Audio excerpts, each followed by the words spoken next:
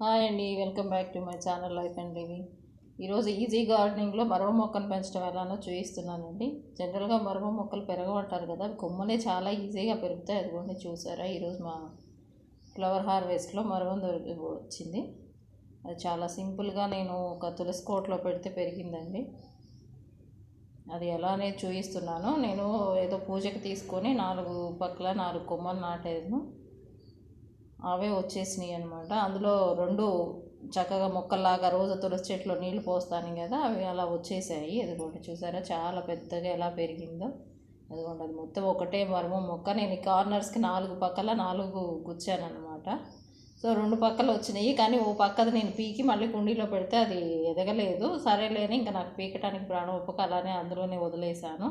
So నాకు 24x7 మరగంతో తులసి మొక్క పూజ జరుగుతుంది అనుకుంటుంటాను నేను. ఇంటి ముందు చక్కటి వాసన, మంచి చూడటానికి గ్రీన్గా, అది కూడా మొత్తం చాలా పెద్దగా వచ్చింది.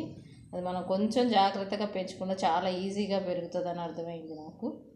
జస్ట్ నేను పూలతన దగ్గర కొమ్మలు కొని పెట్టాను అనమాట. అది కూడా అంత పెద్దగా పెరుగుతుంది, చక్కగా ఎండ తగిలి. అదిగోండి మా తులసి కోట. తప్పకుండా మీరు కూడా గార్డెనింగ్ చేసేవాళ్ళు ట్రై చేయండి. చిన్న చిన్న కుండీల్లో పెంచుకున్నా కానీ కూడా ఈజీగా వస్తుంది. మనం ఎండ ఎక్కువ ఉన్నప్పుడు నీళ్ళలో పెట్టుకోవటం అటు ఇటు దానికి కరెక్ట్గా తగిలి కరెక్ట్గా వస్తుంది అనమాట. ఈ ఒక్కదాన్నే నేను ఇందాక తుంచింది అనమాట. వారానికి ఒకసారి కట్ చేస్తుంటాను మరీ కిందకు వస్తే.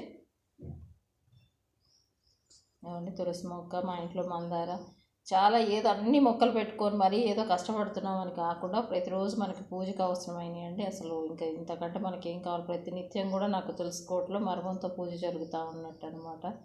నేను పూలు పెట్టకపోయినా అంత గ్రీన్గా ఇంకా దాన్ని కదిలించకుండా అలానే పెంచుకుంటూ వస్తున్నాను. తప్పకుండా మీరు కూడా మరమం మొక్కని ఏదో ఒక చిన్న కుండీలో పెట్టి పెంచుకోండి.